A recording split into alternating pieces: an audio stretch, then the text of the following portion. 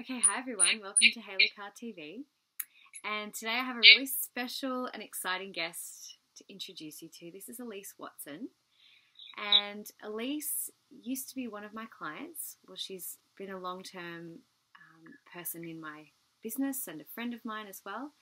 And we met a few years ago, back when Elise was going through some wanting to increase her level of awareness around her money and her work and all that kind of stuff. And we did a peak performance workshop together. And then recently we reconnected because we wanted to do some stuff around relationships.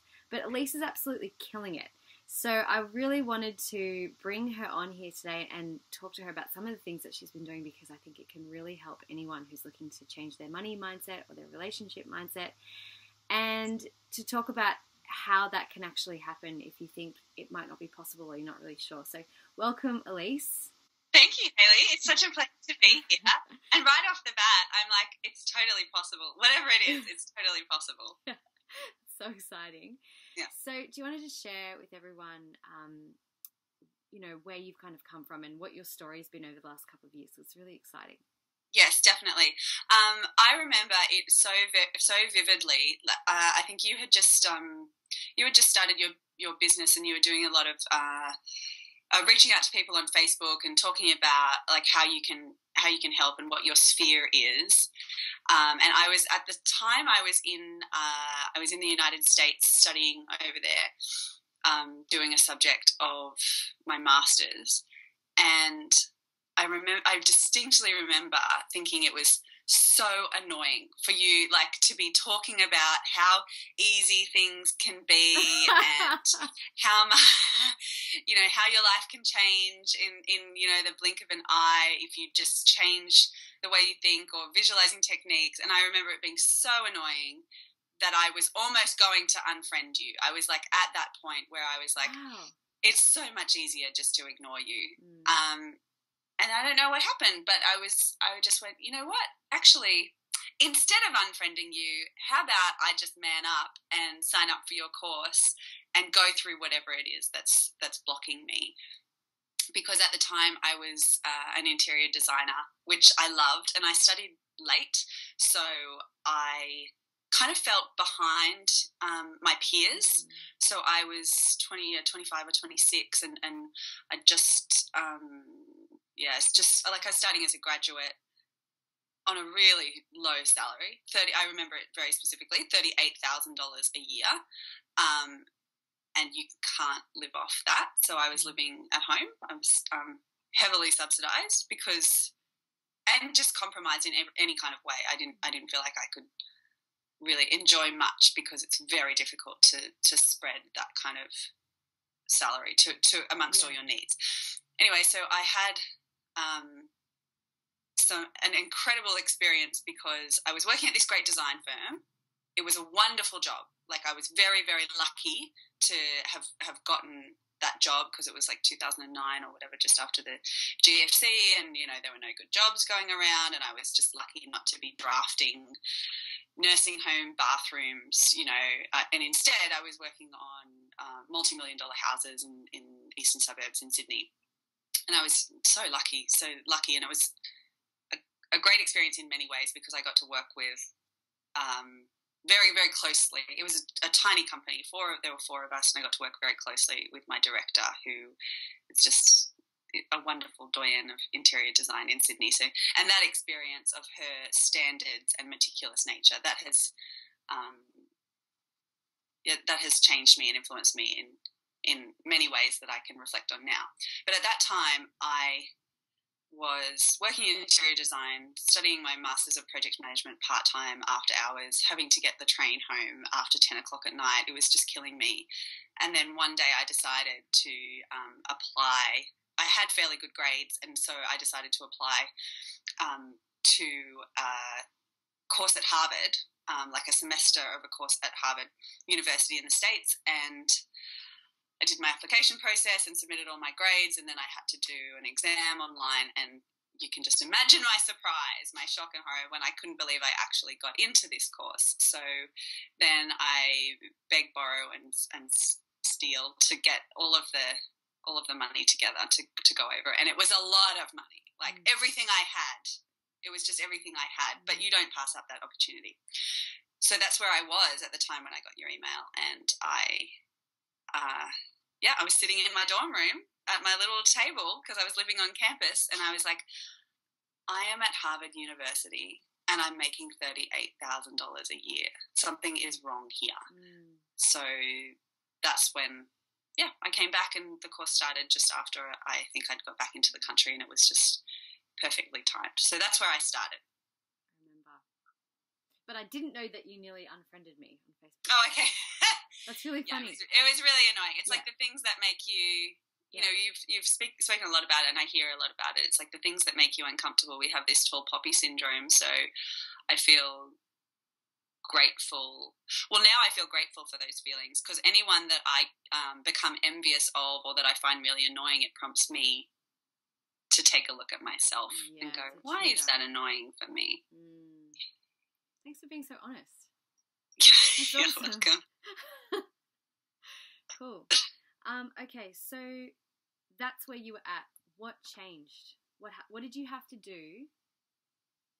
What changed? Where are you now? Oh, I see. So after that, so I did your course, and there was a lot of writing down of goals and having the time and space to think about what you actually want, and taking away all the bullshit excuses. There was an exercise that we did that I dug out of my filing cabinet because I thought it would be relevant to talk about here. And it's the list of 100 reasons why it is important to me. I have it, there we go, in my handwriting. Yeah. You know what? I didn't actually get to 100. I got to 70. But for me, it was to be in a higher paying job. Yeah. And that was very important because it just drives home, why is this first of all, this is important to me. It's easy to convince yourself, I don't need money to be happy, or I just want to love what I do, and that's all such absolute bullshit. I can love what I do and be making a decent wage and be able to afford health insurance and a whole bunch of other stuff that were just basics to me that I felt that I had to sacrifice. And now I want it all. I remember you speaking also about, I think I might be getting the words wrong, but the tyranny of the or and the beauty of the and. Is that right? Yeah. Something like that. Yeah, and I was like, why do we get taught that you can either love what you do or be making decent money? Or if you're making decent money, then you must be stressed and overworked and you must hate it. And I think, no, that's bullshit. So I'm going to have a job that I really love, and I'm going to be paid at a level that I'm comfortable with and happy with. So as soon as that happened, I set off on a mission. I decided to meet with people. So one of my strengths is that I can, I'm not particularly shy, so I can talk to people, and I found that people are really generous with their time. So I went out into the world and asked friends of friends whether they knew project managers. So I wanted to switch because I knew that project management was a much more lucrative field than interior design. And even an entry-level job would have been paid, much more than I would have been paid at that time, with 2 or 3 years experience in design. So I just spoke to lots of people. In fact, I spoke to 12 people over the course of a year. So I met up and had a coffee with them, and I got so much out of that, mainly because them talking about whichever company they worked for gave me an idea of whether they liked that company, and therefore it narrowed my search. So I was like, okay, there are 10 or 20 project management companies in Sydney that I would probably want to work for. I knew that I didn't want to work for a small company because while that was really good in design, I wanted to have access to learning and development and training, because I love studying and I love building new skills, and so I wanted to work for a big company that had systems in place to support that. yeah, it just kind of narrowed my search, and people were so lovely. You know, I meet with someone, and then they go, "Oh, okay. Well, if you want to work in the retail sector, you should speak to this person, or if you want to work in the commercial sector, you should speak to this person." And so I would always go and, you know, buy them a coffee and meet them wherever they wanted to, and it just really built up my confidence. And then eventually, it was an old boyfriend of mine, actually. I knew that he worked at this multinational project management company in a different role, and I said, "Would you mind, you know, hooking me up with someone who can talk about whatever?" And we did that. And then I think it was a month later, and I emailed the guy and I said, "Hey, do you know whether there are any positions going for XYZ? Also, would you mind giving my CV, like just a little look, if there's anything that stands out? I know you're super busy, but I don't want to be making rookie errors. So if you've got a red pen handy, I'd appreciate any feedback." And that I find is, I'm quite smug about that trick, because I've already done it, you know, 10 times. So I know what people want to hear, and what the mistakes are already long gone. Yeah. And so then they have my CV. So someone in the company I want to work for has my CV and, you know, can flick it on to someone else if something arises. Yeah. And it turned out that that's exactly what happened. And they were looking for staff. I emailed the state director introducing myself, and I think at the very least, he wanted to meet up with me because I had Harvard on my resume, so that, you know, the tens of thousands of dollars that I spent on investing in that section of my education obviously paid dividends. But at the time, it's really difficult to part with that kind of money. Yeah. And I had to think about the long game. Yeah. So then I met with him a couple of times, actually, and I felt it was awesome because I had nothing to lose, and I was really transparent about what I wanted, and I just built up so much confidence over the last year. So it took me a year to talk to the different people and to get to that stage where I was owning what I wanted and what I could offer, you know, rather than going, "Oh, I don't know, what are your weaknesses?" like that kind of thing. So yeah, then eventually, and I totally bluffed as well. And he, you know, I said, like, "Well, I'm accepting offers before the end of the year, blah, blah, blah." I was not. There were no offers.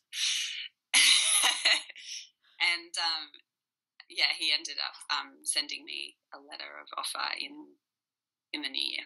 That's amazing. I think it's like something that just screamed out to me then was that it took a year. It took a year. You know, like so many people think it's going to be like, it can happen quick. It can, yes, but for me it didn't, because I needed to build I needed to think I was worth it. You needed to become the type of person who has it. Yes. Yeah. Bluffing or no bluffing.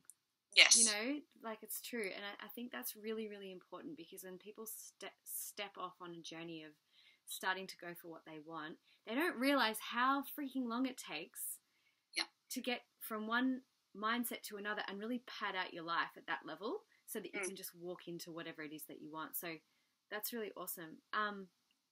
It was also very enjoyable. So it wasn't like a torturous year. It was more so an investigative year. Because it's like, okay, I'm just assuming that this is going to happen eventually. What can I do now to make sure that it's as great as I want it to be when it actually does happen? And I have a really good visualization story. So because I was practicing things that I had learnt from you that whole year, I'm not going to say consistently, but I think I was fairly consistent towards the end, because I was getting quite restless. And it was coming up to Christmas, and you always need more money at Christmas time, and it was pissing me off that I just had little savings or whatever. And so I was doing a visualization technique whereby I opened my email and received the letter of offer and the amount that I wanted, which was literally double my previous salary. And 6 months earlier, I wouldn't have believed that I was worth that. So I had to kind of just like hammer that home for me, which was really important. And I decided to pick Valentine's Day. Like Valentine's Day would be the day that I would receive this email with a letter of offer with the salary that I wanted. And then, you know, I was bluffing towards the end of the year, and it took a little bit of time for whatever their human resources department to catch up with the guy who was offering me the job. And I got it all wrong. He He actually had to send it in the post, so I didn't get an email. I got it in the letterbox, and I got it a week early, the 7th of February. And my boyfriend at the time, he was like, "See, it doesn't work." And I was like, "You're an idiot. You're missing the point here." But it turns out that he was right, actually, because I got the letter of offer, and the salary that was proposed to me was including super, and I was like, "No, that's not what I wanted. Yeah. I wanted this plus super." Mm-hmm. And so I called the guy, and I had a 45-second conversation, and I said, thank you so much for sending the letter of offer. I'm so excited. I think this could be a really good fit. It was my understanding that the offer that would be provided to me would be excluding super, and so I was just wondering what you have offered to me, whether there is leeway on that. So I was very nice about it. At the same time going, "Oh my God, this is so much more than I had even wanted." Yeah. And he was like, yeah, there's some leeway. I'll see what I can do. It was just the quickest possible conversation. And it wouldn't have mattered whether he came back with what I wanted or not. It was the fact that I had asked and that I had asserted myself, which then set the tone for my pay reviews, the last 2 years at this company, because he knows that I'll be asking for what I'm worth or asking for a pay increase. And I think he really respects me for that. So then he went back, he revised his offer, he sent it out in the mail again, and of course it arrived on Valentine's Day. That's amazing. Yeah, it was really good. Yeah. So, okay, question. How did you ever deal with the fears when you were thinking, "Oh my gosh, I'm going for something that is twice as much as what I have earned before"? Did you ever have fear of that's not possible, or can I, am I really worth this? Am I kidding myself? Did you ever have that kind of stuff come up along the process? And if so, what did you do to remind yourself of the work that you have been doing? Oh my God, so much fear. Yeah. All fear. Yeah. And you know what, even after, that's not it. Half the battle is getting to the point where they offer you that. But then I was terrified every day for 3 months, thinking, they're going to realise, they're going to know, they're going to know that I'm just this little interior designer that doesn't know anything. I can't remember anything very specific that I did, but just, to remind myself that, first of all, technical proficiency is only one piece of the pie. And I learned this at the interior design job, actually, because I thought that I had to be amazing at the computer programs, at the CAD programs when you're drafting and creating documentation. But I realised once I stepped back and I thought, okay, what does my boss actually want from me? And now that I look back on it, she wanted someone that she could take to see clients. So that I could hear the words that they were talking about, and that I could first of all, be well presented and have the appropriate etiquette for people that are building multi-million-dollar homes. And so I could have been the best designer in the world, but if I was socially awkward or sloppy or in any way not congruent with her brand or what she is presenting, then I wouldn't have worked. So I had to kind of roll it around in my head and see what the value is for me. First of all, I had to just ignore all the stuff that maybe I wasn't very good at. And in project management, it's things like technical construction information that my eyes glaze over. But one thing I am very, very good at is communicating in a team. And so I would always think to myself, first of all, there has to be someone who is paid this much, who is much worse than me. There just has to. And there is. Yeah. There really is. Yeah. But one of the biggest the biggest value I think that I present to this particular company is that they can talk to me about things. They can be straight with me. I can ask questions. I'm not going to go off on my own and do, a week's worth of work that's not correct, because I'm always kind of checking and feedback and whatever. So all of the fear was generally honed in around, it's just focusing on your weaknesses rather than your strengths. So the fear was around, but I won't be able to do this and I won't be able to do that. And I had to remind myself that the guy who hired me, he knew that I had no experience in this role, and he still hired me. Yeah. And, we've, since had a really great working relationship, and he talked about how attitude is everything. And, if you're a normal person and you can have conversations and you can contribute to the work culture as well, that's definitely what I focused on. So I'm also naturally quite helpful. So maybe I'm not good at knowing how to pour a slab, but I know how to create rules in Outlook and shortcuts, and I will always share that with the people around me, and that makes my team and the organisation stronger and better. So I kind of focus on the other things that I can provide. Because it's not just a tiny slice. So it was just focus on the good things and try and forget all the rest. There's really no time for thinking about all the other stuff, is there? Yeah, exactly. Yeah.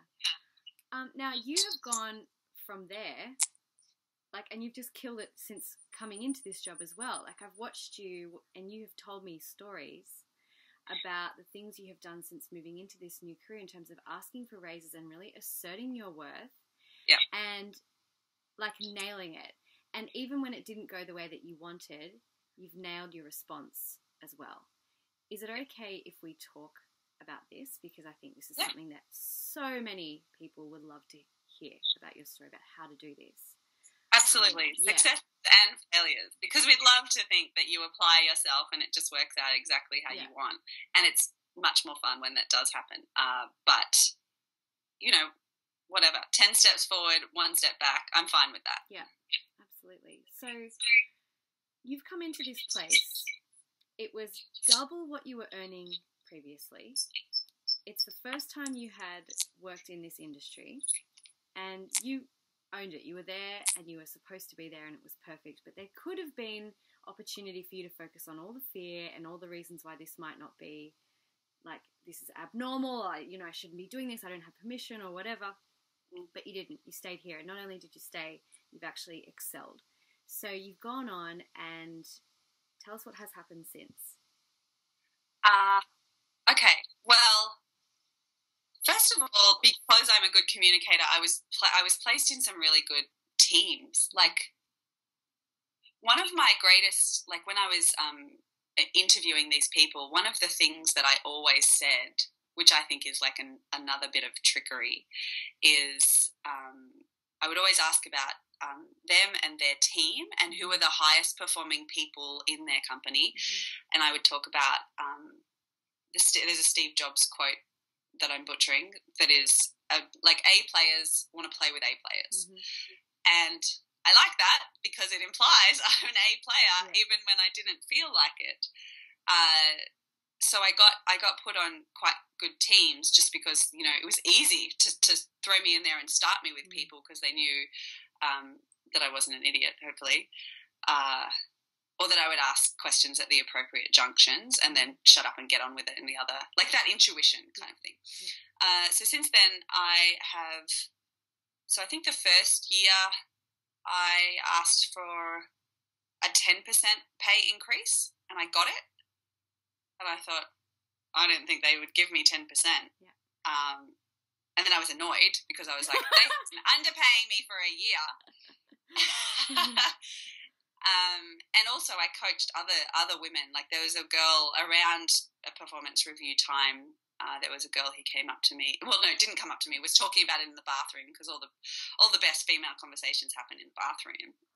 And she was going, I was just, I haven't received a pay increase in 3 years and nothing has changed and I'm really annoyed. And I'm going, have you asked? And she was like, well, no. I was like, okay, let's meet tomorrow and let's script down like why you think you're worth a pay increase. And then I also think about it from the manager's perspective. Like, they have a budget. You know, the lovely sweet person inside me goes, everyone should be paid what they're worth. Like, that's not how it works in the real world. The manager is trying to pay you as little as possible, but keep you happy so that you don't leave. And if you're not asking for a pay increase, there's no reason why he should give it to you. Mm-hmm. So I went through a couple of things with her. What did you go through with her? What did you What did you tell her? I told her, first of all, to do her research. Mm-hmm. And I'm always, it's actually quite difficult now these days because when you're on the job advertisement sites, a lot of the time they have a range or they don't advertise what the salary is. They're all a bit kind of shifty. So one of the guys actually that I had met up for a coffee with to talk about project management, he had recently become a director at his project management firm, and I just called him and I asked him and I said, you kind of know me, you know what my background is, you know, generally speaking, what would be the range of salary for someone with my experience? And then I also asked actually for my friend who was much more experienced than, it's interesting actually, she was much more experienced than me, but she had I think she had no project management qualifications, or she had a diploma instead of a master's degree. And that was actually quite influential because I knew, by chance, I knew that the manager was trying to build a team that had very strong tertiary qualifications. And he was trying to do that. And I'd only found that out by like these chats, these informal chats that I'd have with him, but he was trying to distinguish ourselves as a company from the more construction-based people. So we were consultancy-based, we were professionals, you know, we had master's degrees, we had MBAs, and therefore we understand your needs as a corporate developer, those kinds of things. Right. And so I think that's why maybe they hadn't offered her pay increases, or I'm not sure. But yeah, I told her, first of all, to practice. Like, you need to believe the words that you're saying. Absolutely, you need to believe the words that you're saying. And so you need to, it's actually quite good. Like, when you get angry, like she was, I was like, good, get angry and ask for what you want. Like, you'll come across as quite serious, rather than being all wishy-washy, which I think women have a tendency to be. So, yeah, I told her to be very clear on what she wanted, and when I ask for pay increases, I'll either give a number like I believe that it's appropriate for my salary to be raised by 10%, or I'll see, like this last one I think I did, well, I've researched the market and I believe it's appropriate for the raise for me to be 12 or between 12 and 14,000 or something like that. Yeah, so the practicing is actually really important because you need to just be comfortable. Like, it doesn't take that long. If you're actually serious and you're sitting down with a friend, it takes probably, I'd say, an hour. And you're like, okay, what are you going to say?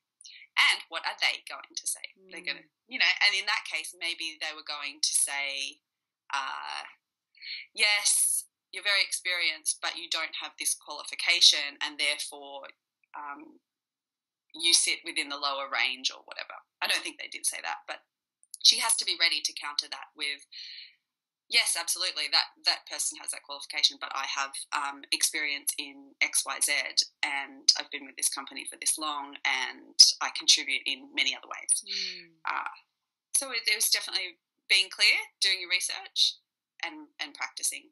So yeah, I was very, not lucky, but just asking people, like calling this director and saying, you know what you pay people, you know how they perform. What should I be paid? And he was like, oh, this. I was like, okay, cool. Yeah. Information doesn't sound like it's too hard to get access to.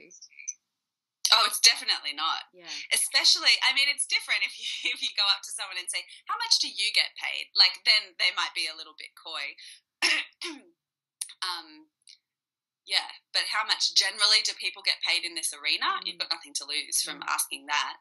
And also with the more junior people at my work, when they've had conversations with me, I've been really honest with them, and I've said, at your level, this is what I was paid. So they can, and then I say, and you better tell me what you get when you ask for the raise, because I want to know whether I was being underpaid at that level. Yeah. So, it's one of those taboo subjects that I'm just not happy with it being taboo. Like, I want to talk about it, because it shifts everyone up. I love that. And you have this really curious attitude towards it, as opposed to, like you said, it's taboo. Yeah. So I love that. Why? Yeah. So tell me about some of the things that haven't gone quite so right and what you did.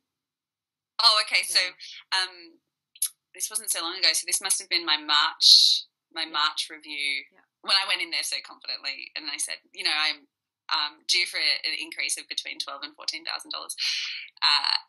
and they didn't give it to me. I was so confident. Yeah. I was so confident. I think they gave me about half. Yeah.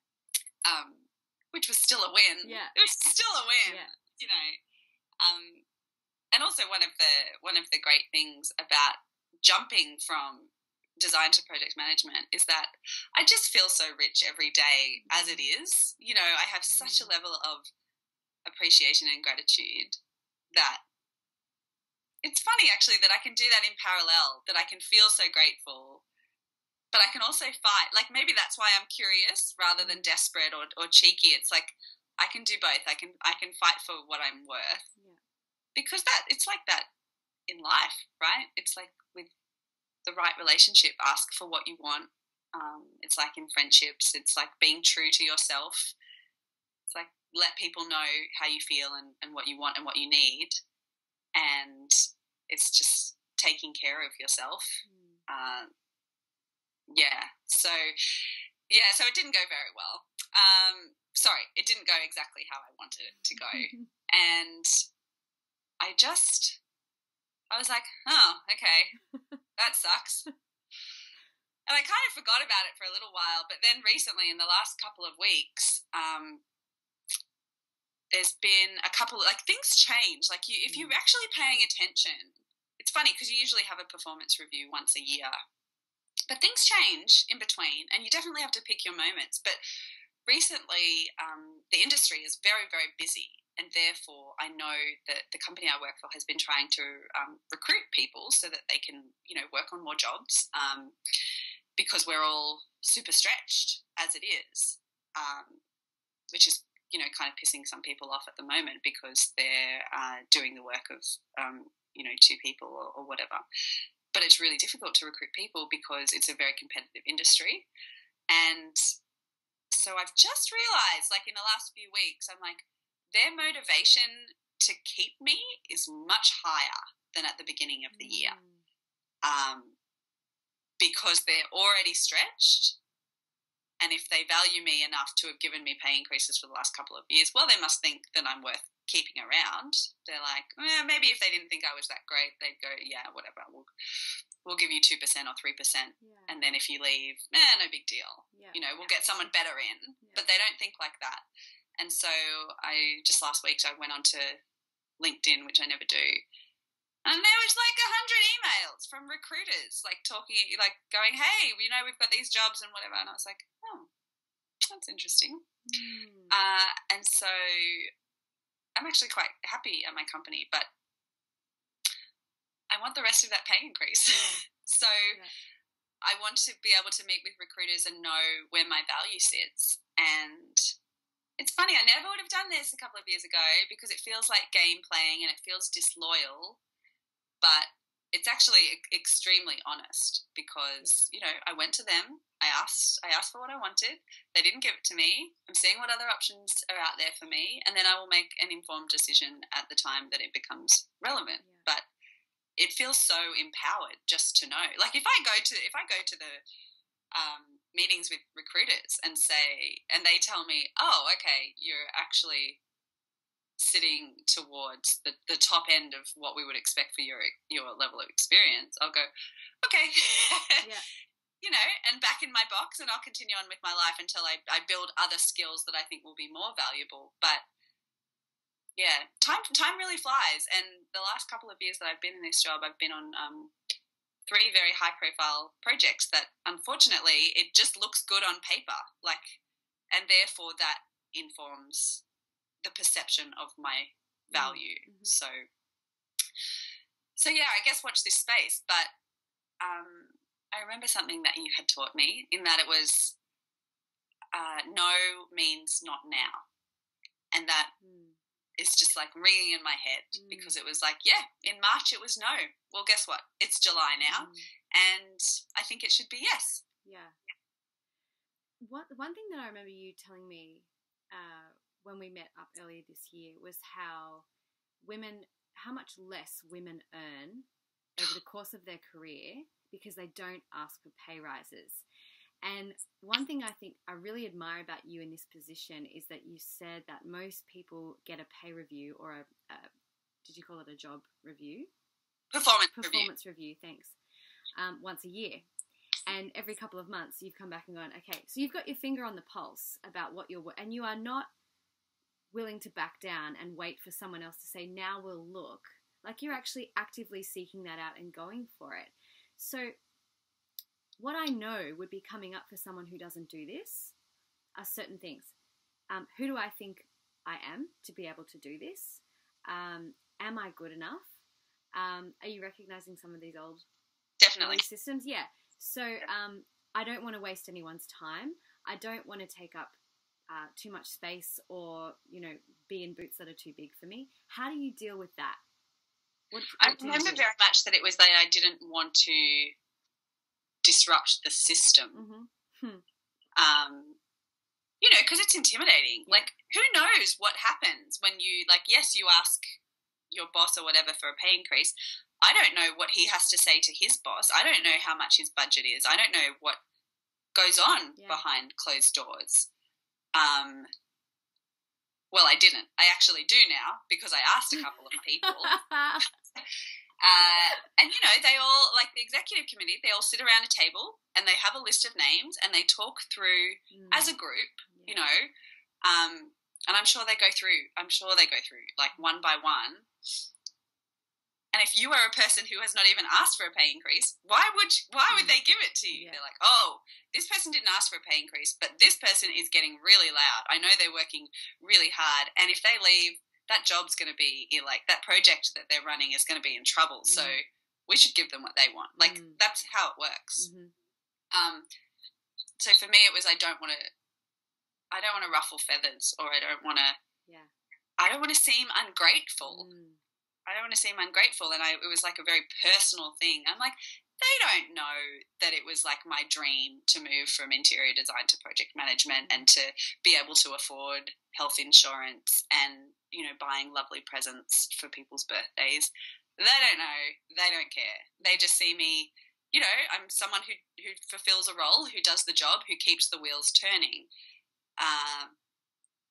And so that whole not wanting to look ungrateful, I just took that out completely. I'm like, that's ridiculous. Attitude has got nothing to do with it. I'm doing a job. What were the other things? It's well, they might say no. That's the major thing. They might say no. And I'm like, okay, they might say no, but how can I spin that into a positive? How can I learn from that? What can I learn from this situation? And the fact that they might say no. First of all, my goal is always just to ask, because that's where the growth happens. It's not with whatever them giving you more money. It's you going, okay, I'm going to be the kind of person that asks, even if I'm shit scared. It was always, they might say no. And also it's it's stacked against you, because they, as a manager, they've dealt with 100 performance reviews, and they've dealt with hundreds of employees like asking for money, and so they can tell, like, and especially for women, like if we use soft language, or if we go, maybe, well, what I kind of like, they're gonna know. I won't give her what she wants because she's not gonna leave. Like, she's not sure enough to know to leave. So I was like, how can I make this into a positive? If they say no, excellent. It's an opportunity for me to ask for, okay, what do I need to do to make that a yes? That was definitely one positive. Another positive is they will see me as strong, even though they have said no to me. They will see me as a go-getter. And last but not least, like, I will know that I'm strong enough to ask for what I want. So I will know that I can take care of myself, or at least try, at least try to take care of myself, and that I won't just get what I'm given. I won't get what I'm given. One of my favourite sayings is actually, do as you've always done and you'll get what you've always gotten. And that is what I remind myself of. It's like, okay, well, and if you don't ask, you don't get. Yeah. And it was really difficult. It was really difficult. And I was, sweaty and nervous. And I had to write down scripts of what I was going to say and practice them. And then I had to brace myself and go, okay, yes, they might say no. Is it going to be the end of the world? I love that. I love that you said I was sweaty and nervous, because I think people think that they have to be fully ready before they walk into the room, and the truth is you'll be ready once it's done. Exactly. It's like, what is this? That old adage about courage. You get the courage after you've done the thing, when really you need the courage before. Yeah. But you get it after. Yeah. I was definitely very sweaty. I'm like actually just sweaty even thinking about it, because I know that there's going to be a couple of conversations in the next couple of weeks. But I'm like, okay, rather than an opportunity for them to shut me down, this is an opportunity for me to grow. And also, it's very helpful to think, how could this be worse? Yeah. And it's like, well, this could be worse if I actually needed the money. Like, if I really needed, if I was a struggling single mother who, Erin Brockovich style, or, there were really, really awful things at stake. Like, I think about that, I'm like, oh, then it would be awful. Actually, this is just a conversation. It's a walk in the park. There's no threat to my physical safety or my mental abilities and things like that. So how could this be worse? And then you're like, oh, okay, I can do this. Yeah. Or I can at least try. And I'm a girl, so I will talk to my friends about it over and over and say, oh my God, okay, it's this morning. It's at 11 o'clock. What time should I schedule the meeting? Yeah. And I've done that. I've researched what time is best to schedule a meeting with your boss. It's actually Friday after lunch. It's at 2 p.m. Yeah. 2 p.m. And bonus points if they've been out and had a couple of beers for lunch. It's like they're relaxed. They're, thinking about the weekend, but it's not 4 o'clock, so they're not actually wanting to leave. They still have to be in the office. So, be respectful of their time. Schedule it in the diary as soon as possible. Try to be clear about what you want to discuss.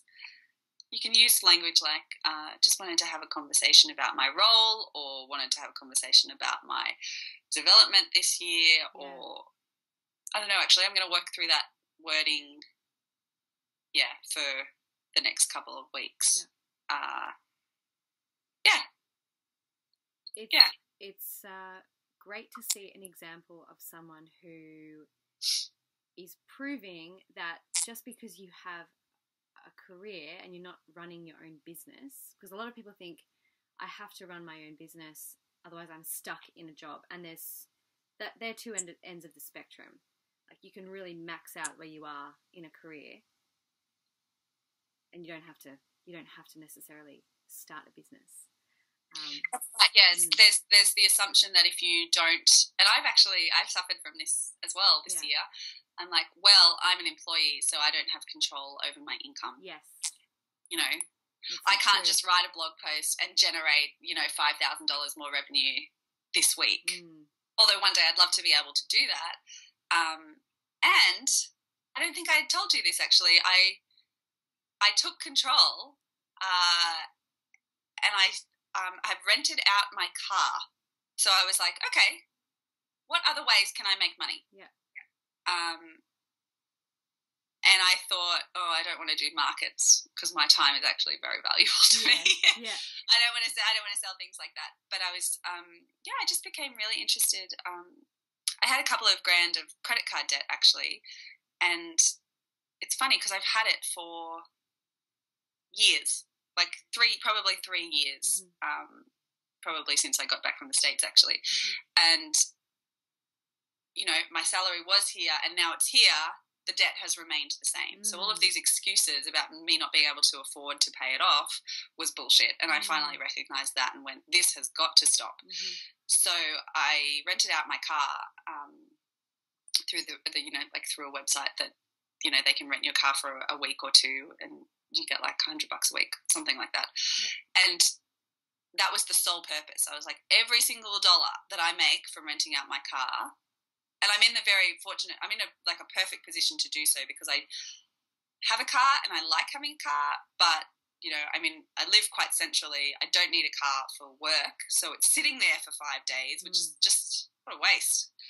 And every dollar that I made from that paid off my credit card, and I did that it was so easy. Yeah. Like I did that in 6 weeks or 7 weeks. And then I've continued to do it. Actually, I don't have my car today, so I'm just going to chill at home, or I'm going to get an Uber if I go out tonight. Yeah, that was actually quite a barrier because I had this fear that something's going to happen to my car. And, this seems so easy. Why doesn't everyone do it? Why doesn't everyone do it? And then I was like, no, I'm happy to take the risk. I'll do it a couple of times, see what happens. And, because I hand the keys over to somebody else, I see them, I meet them. I even went on a date with one guy who rented my car.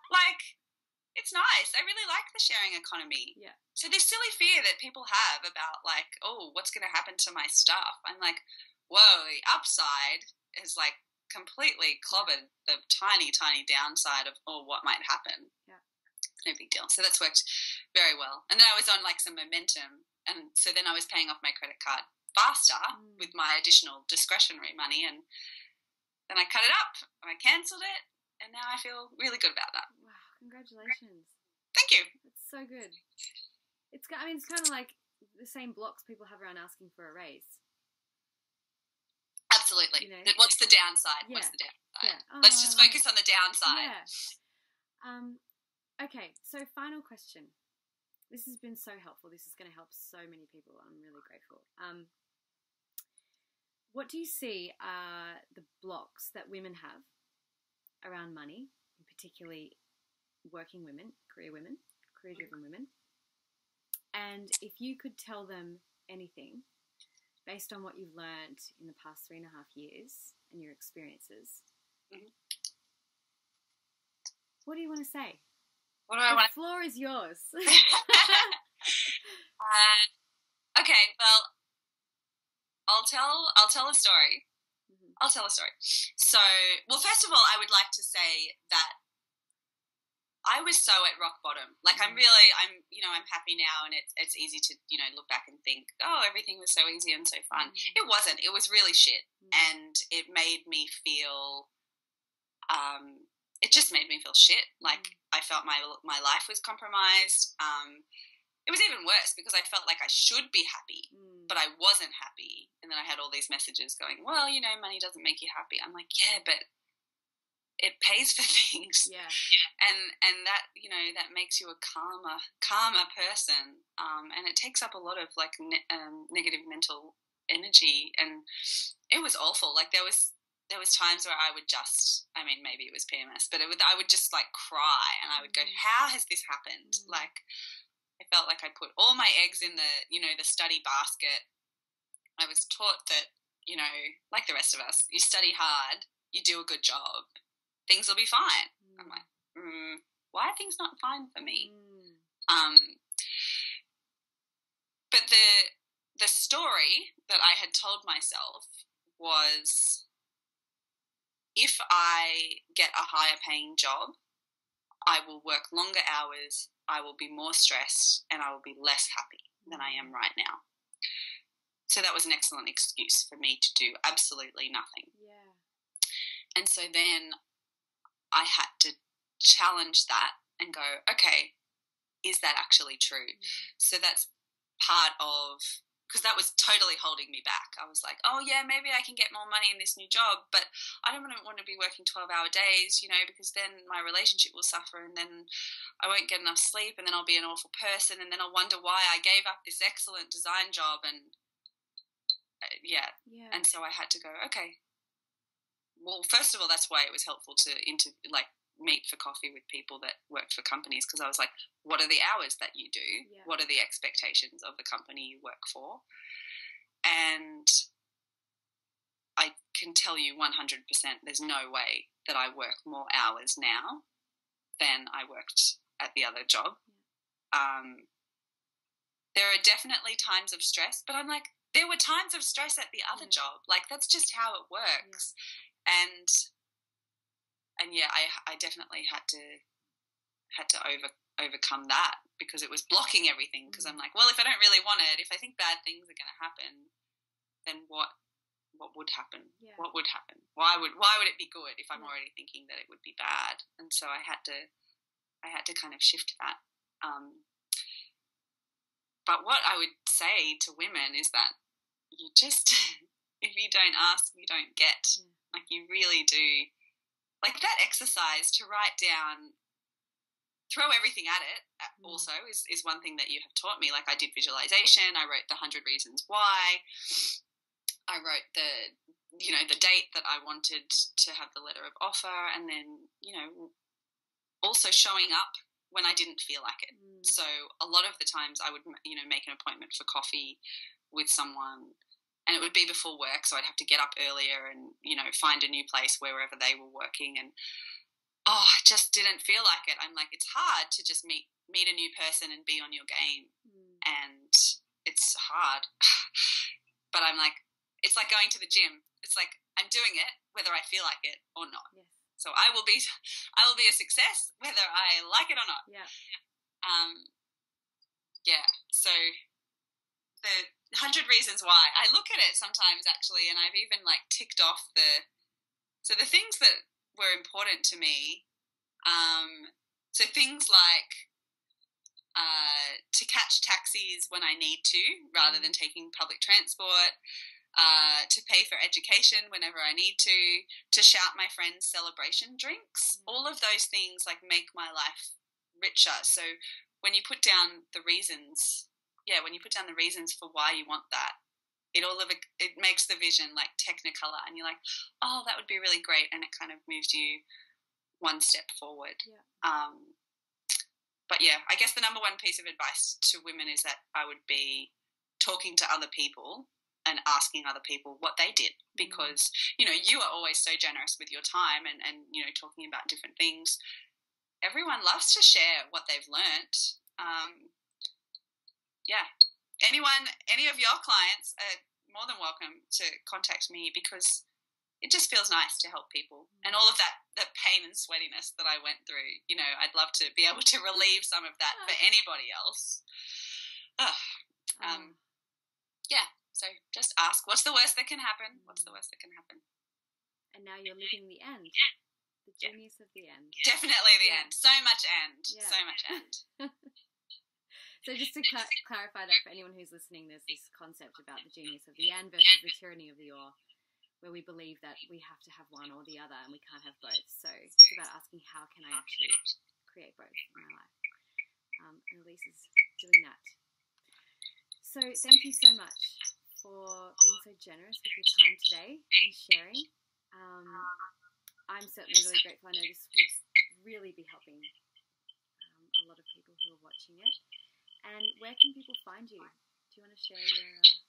I have a blog. I write down it's more struggles of relationship advice rather than money, but it's all the same stuff at the end of the day, which is guru/lover, all spelt out. And I'm on Instagram and I'm addicted and love it. So I am _Elise Watson _ on Instagram. That's amazing. Thank you so much, Elise. It's my pleasure. Thank you for all the help that you've given me over the years. I can't wait to be even better, and then even better, and then even better. Go you. You're amazing. Okay. Thanks, Hayley. Bye.